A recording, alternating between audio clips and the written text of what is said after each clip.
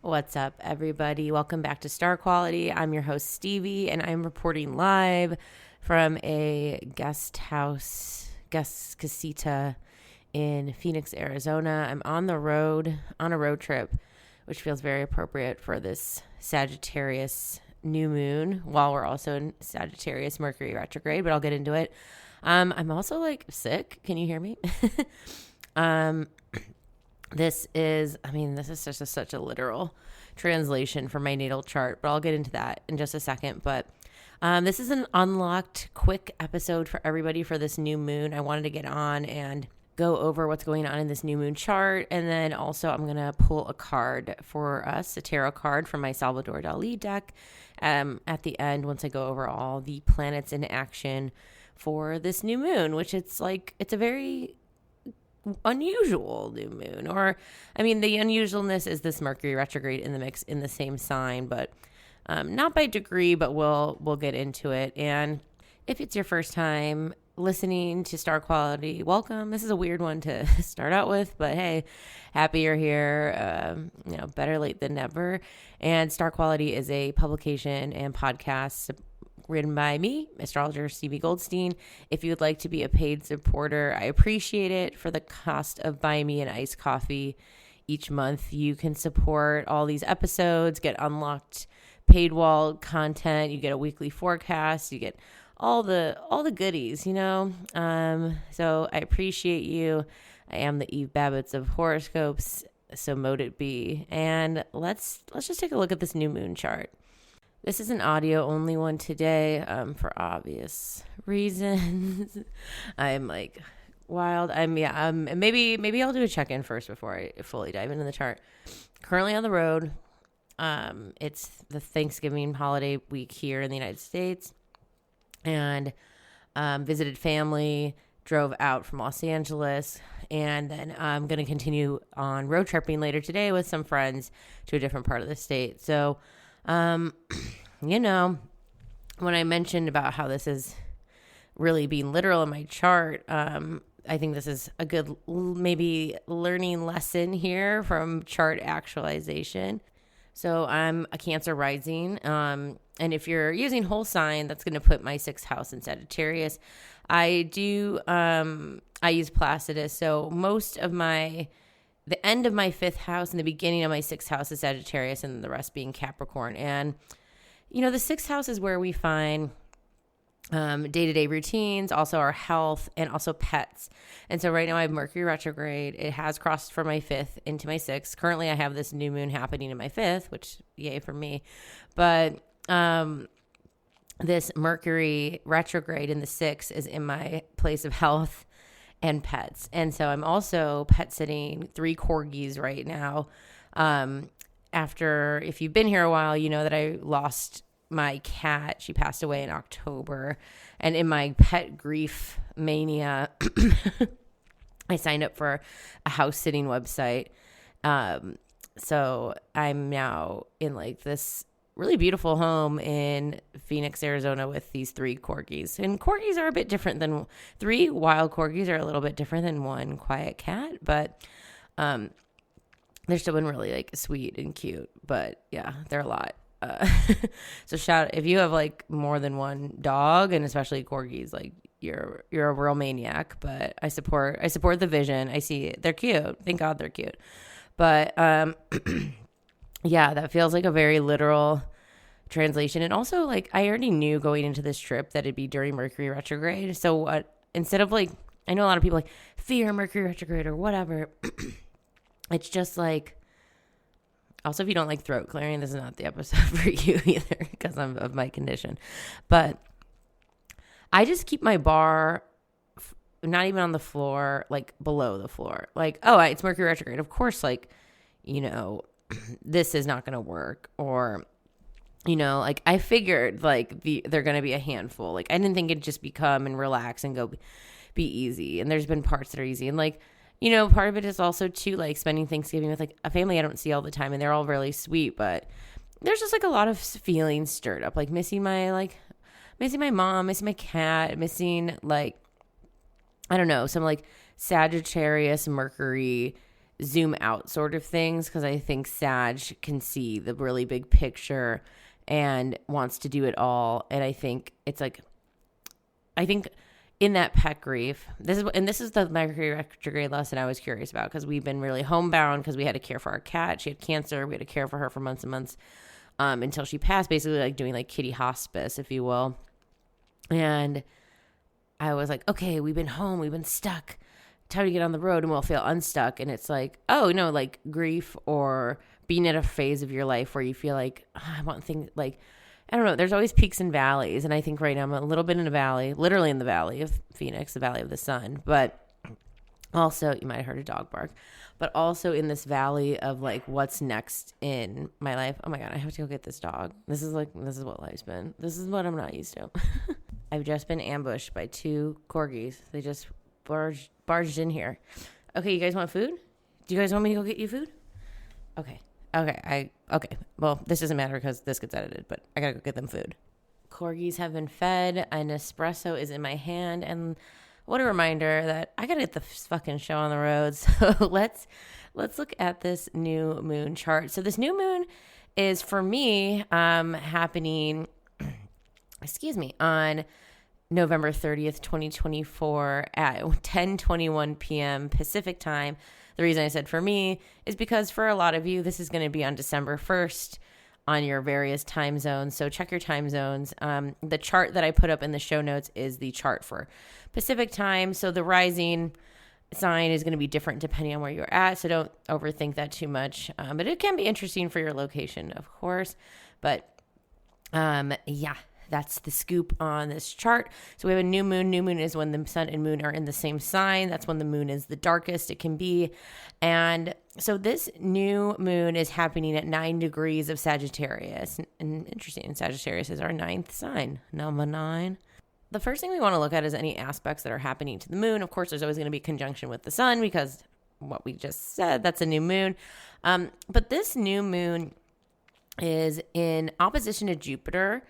And let's just start there. There's a few aspects we made. There's an opposition to Jupiter. There is a trine to Mars in Leo. And there's also, and that opposition is Jupiter and Gemini. There's a trine to Mars in Leo. And then there's a trine to the North Node in Aries. And then there is a square to Saturn. So lots happening. This new moon, first of all, sitting across from Jupiter and Gemini. Meanwhile, I didn't mention this Mercury yet because it's at 20 degrees. So the new moon's at 9. This is at 20. It's not in conjunction, but it's present. And I think it's important. It's its own slice of important information.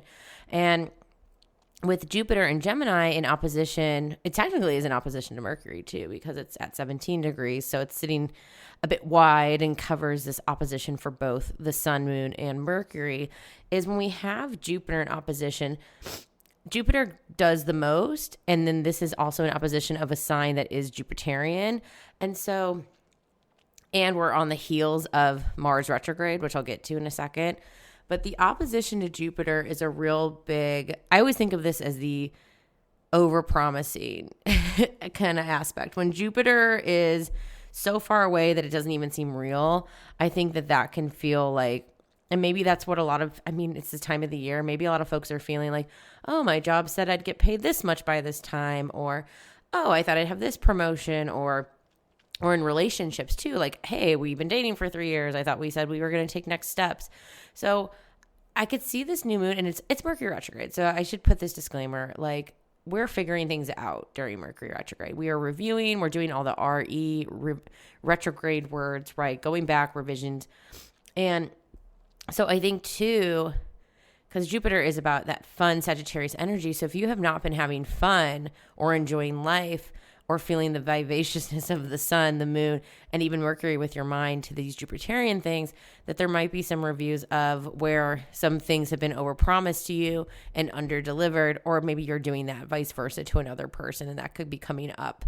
So that's the Jupiter of it all. Now, the sun, moon squaring Saturn has it's been doing that for a little bit now, but at least for the sun.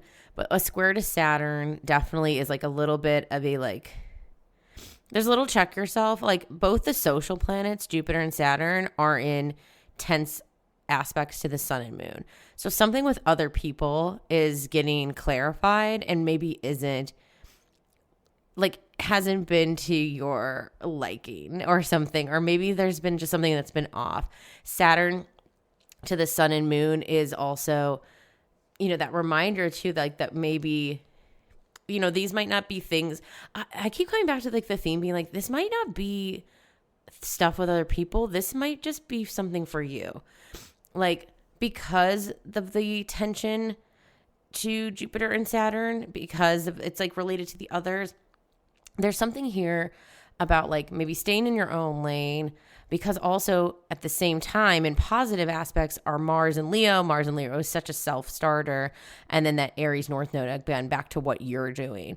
And then hitting that Sagittarius thing. Because Sag can really like, again, it sees it all. It's so good at, Sagittarius being our philosopher, our like big thinker, our, it's not really, I was going to say rebel, but it's not really rebellious. It's rebellious in the fact that it kind of just does whatever it wants to do. And if you've been feeling like you haven't been doing what you want to do, and really maybe you've been following a track that has been not as truthful or fulfilling, or as, it doesn't pan out to be what you thought it was going to be, I think that that's also very under review. Now check where Sagittarius, of course, is happening in your chart. You heard my example earlier when I talked about this road trip energy. So take a look where that's going on in your chart. I want to look at this Mercury here. So I mentioned the opposition to Jupiter. We're going real rapid fire here, folks. I mean, we're going to keep it tight. That feels very Mercury retrograde Sagittarius, because Mercury in Sagittarius is known for like long-windedness. And I think the retrograde is like, we don't have to do that. we can just get this info in. The Mercury in Sagittarius is making a trine to our wounded healer Chiron in Aries. So again, I think that just supports, like, there's like I feel like the big theme has feeling like things have been other people, but it's you. Like, it feels, maybe the things that feel really, and that's so Sagittarius, the things that feel really outside of yourself are more in your control than you think. And the things that feel like they're not, then like, what are you doing? Like, I think waiting for, and I'm a projector in human design, so waiting for the invitation is encouraged, but there's sometimes we can't, like, right? There's sometimes we have to take that charge. And I think this time, especially because Mars retrograde is going to start next week, is like a really great time to like figure out where you are in charge, where you do have autonomy and control, and where you're feeling a bit lost and spirally. And then where can we not band-aid in like a gloss over way, but actually like tend to and care for the things that aren't feeling like you don't have the control or options right now. Because Sag is such a wild stallion, but it's both at the same time. It's a wild centaur stallion, horse thing, horse girls unite. And then at the same time, it's the archer with precision. Did you like that? Precision. So I think that's like the really conflicting thing about Sagittarius is like, they really want to just explore every option, but then at the same time know exactly what they're doing, and they drive themselves insane often. So I think that there's like a release of both, and knowing, well, what things do you have the precision and what you're doing and you're in your lane, and what things benefit from you having a little more of a wild nature and a free-flowing nature and a mutable, fiery nature like Sagittarius. Okay, what else is happening in this chart? Well, let me look at that Mars and see if any other aspects. Oh, right. We've been in a Pluto opposition to Mars. I think, again, the back to the choosing your battles is all I really have to say about that. Choose the battles, like power struggles, but that power struggle might be with yourself. Preach T. Venus is in conjunction with Pluto. Venus is in Capricorn at 23 degrees, but it's in conjunction with Pluto at 0 degrees. And Venus is getting a trine from Uranus, and also a sextile to Neptune while squaring Chiron. So that cluster of Uranus that's kind of like wild out there, like do something crazy, bitch, and Neptune that is also like, yes, I would like to do something crazy as well, but in a very sexual, like, artistic sort of way. And then Chiron is showing that might be hard to do, because when there's a square, that means that it's not the like natural decision. And so Venus And Pluto feels really strong, right? Like that's really strong. That's really sure, especially in Capricorn Aquarius, because those two signs are sure. They're sure. Like they love being sure. They're Saturnian, so that's why I'm saying that. Like they really like they like what they like, what they like, what they like, and they hate what they hate, what they hate, what they hate. And so this is such an exploration again to explore what things maybe have just been like stories from the past that you're like, well, I don't do that, or I hate this, or like I never date that kind of person, or like, I don't kiss on a first date. Okay, now I'm being like, be a slut. But like there is something that feels so like prudish that's needing a little bit of an unlocking and like releasing exhibition. Yeah, that's like my literal translation, looking at like Uranus, Chiron, Neptune, all needing Venus and Pluto to like in this combo to shake things up a little bit, but they're in these like kind of pruder placements together. I know Aquarius doesn't get wrapped up as prude, but it can be. It's particular. I think that's what the thing is. Capricorn can be, again, it's just Saturnian rules. So I think if there's been rules that you've been maintaining that are driving you a little insane or feeling like kind of boxed in or not as having as, again, back to fun. Sagittarius is here to see the world, enjoy life, and do the things that are fun. So you might also just be unlocking like what is fun for you. And fun might be responsibility, Fun might be like, oh my God, I've been going out with these maniacs friends who don't even check on me or like Venmo me back, and it drives me insane. So like maybe I want to do something on my own, or maybe I want to hang out with like that one other person I really like and they respect me. I don't know, back to Saturn energy with Capricorn and Aquarius. It could be rooted to that, but there's definitely something that's getting mixed up in the Venus department again. So, and this might resonate with your relationships or your finances. Okay, I think I've talked about like most of the main players. Yeah, Uranus is just in that nice situationship. I just want to, before I pull a card and go, I know, super quick, but hey, I literally got to get on the road. So Saggy. The big thing that just keeps jumping out as I return back to this new moon chart is that there's a big T square to Saturn from the new moon, the moon and sun and Jupiter. And I know I mentioned it before, but I just want to highlight it again because when we have a T square, the point where it comes to a point is Saturn, and Saturn is needing a lot of attention in this chart, Saturn in Pisces, where like, I think this is just like such a back to return of flow in our routine, flow in our structures, because Pisces, again, it's not a typical Saturn placement because Pisces doesn't do Saturnian things. So I think too, like if you keep beating yourself up over not having like regimen or whatever, it's like gentle parenting to yourself, right? Like where can we get in? If you've been off track, like, can we start subtle? Can we start with like getting up a little earlier and doing like, oh, I want to do 10,000 steps a day. Okay, 5,000 is pretty fucking good. Oh, I want to draw. Like I never draw. Like, okay, like 5 minutes. Like a really little.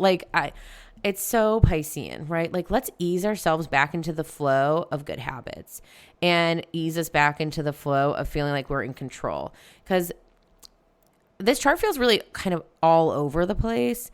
And I think that that's where we need to get out the tools we need in order to wrangle ourselves back in. And I'm telling you, this is not going to be anyone helping you on the, do you know what I mean? Like sometimes in charts, it's like, oh yeah, it's like, and it's really related to others and they're going to do this. It's like, no, Venus, which is not necessarily others, but I think it does mention this or relate to this like partnership energy, the opposition to Jupiter too, with the Sagittarius energy, like, and there's just so much independent fire going on. Like it's very, and I say this all the time, no one's coming to save you.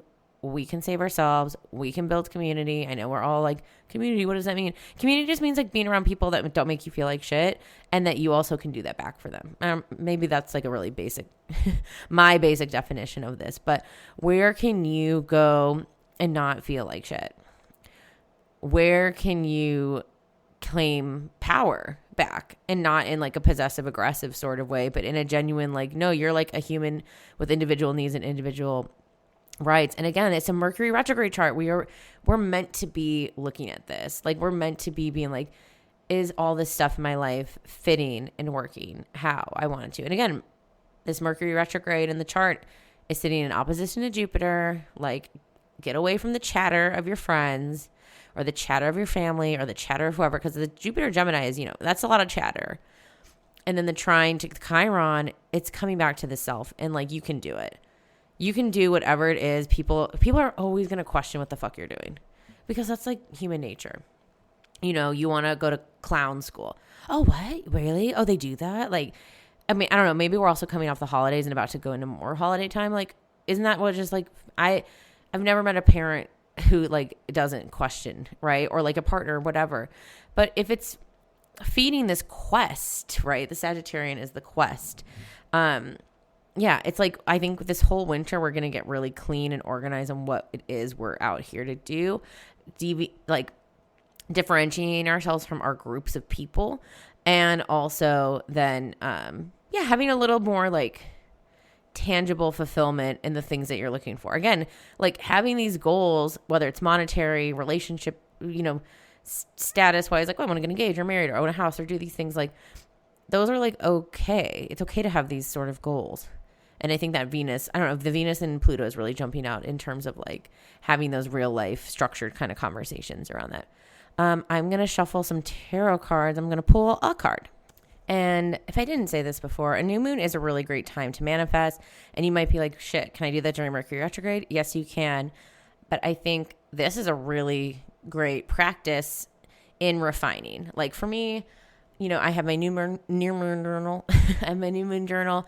I'm probably going to write less and maybe go really even more specific and more detailed. And I really just want to like, a lot of times I'm manifesting like things that are immediate, but also just things that are like my life in general. And I'm going to go more immediate. I'm going to go more like December, like what do I want in December? I'm just only because it's Mercury retrograde. Again, you can do whatever you want. I'm just, a little peek inside my curtain, not to be sexual, is like, because there's some things I really do want in December. So I'm going to focus on that. But I pulled a card. Let's see what it is. Oh my God. It's the fucking Fool, y'all. Stop. Sometimes tarot is so literal. It's so funny. Like astrology is literal too, but I feel like tarot is meaner in a great way. Tarot, I mean, I go to Biddy Tarot a lot. I'm sure you all have used that as like a symbology resource for tarot. It's pretty solid. I'm sure there's others, but I know the Fool. I can tell you about the Fool. The Fool, and this was my phone background for so long. The Fool, I'll put a photo of this card too. Oh my God. I could like cry because I just think this is so sweet. The Fool is taking the leap. You do not want to be in the same seat next year. And if you do, congratulations. Most of us don't. If you do, then okay, what are you going to do to maintain that seat? What are you going to do to grow that seat? The Fool is about taking that leap of faith. I'm looking at some keywords too now from Biddy Tarot. Beginnings, innocence, spontaneity, the free spirit. The Fool is the number 0. It's unlimited potential, which is really cool to think of that like 0 degree Pluto Aquarius that we're in too. New beginnings, new opportunities, new potential. And I'm just flagging, this is in the week ahead forecast coming up, and I'll have a whole post on this. I'll have a whole post on all the major things, Mars retrograde, etc. But next week too, Venus moves into Aquarius. So we're going to have Venus and Pluto together at 0 degrees right out the jump. I believe it's our first Venus conjunction with Pluto in Aquarius, this Pluto in Aquarius season, because we had some retrograde Pluto Aquarius. Okay, I'm getting to Sagittarius Mercury, pare it down. But this is I just jumped to a phrase right now. The time is now. When you look, this is from Biddy Tarot. The time is now. Like, what are you waiting for? You don't have to have everything mapped out before you begin. No, you venture out. You just bring your essentials, and go for it. You don't need. Oh my God, I love it. You don't have to wait for someone to give you the green light. Did I not just talk about all the things? You're not going to get this permission from the group. You're not going to get like a signal. You're not going to get you probably won't get the invitation. You are making the invitation. This is the invitation to, back to this, relax, play, and have fun. Treat life like one big experiment. That was from Biddy Tarot. yeah, I really enjoy. I love the Fool is like top card for me. I have the Dali deck. The reason I have the Dali deck is because me and Salvador Dali are big 3 twins. Taurus Sun, Aries Moon, Cancer Rising, and the Fool, El Loco. These cards are beautiful. Yeah, I think this is a message for anyone. If you want it, receive it. But again, like staying in there's some realms we'll need to stay in the lane, and there's some realms we're going to really have to like go out there and do our thing bigger and better and without any fear or hesitation. And I think we might be also figuring that out this winter just because of the retrogrades, Mercury and soon to be Mars. But take that time to get the plans together to do these Fool like things. Again, I mean, I think I was doing this time last year. This is when I decided I was going to go to Mexico for a month to study Spanish, and it was fucking amazing. And, now I have the similar things to think about for my spring. I can kind of only live a few months in advance at a time nowadays. But yeah, where do you want this Fool to take you? And you're the Fool. Everybody plays the Fool. All right. Oh my God. Dogs are barking. I gotta get the fuck out of here. Love you so much. Thank you for supporting Star Quality. Subscribe, support. I love you. Happy new moon. Talk to you later.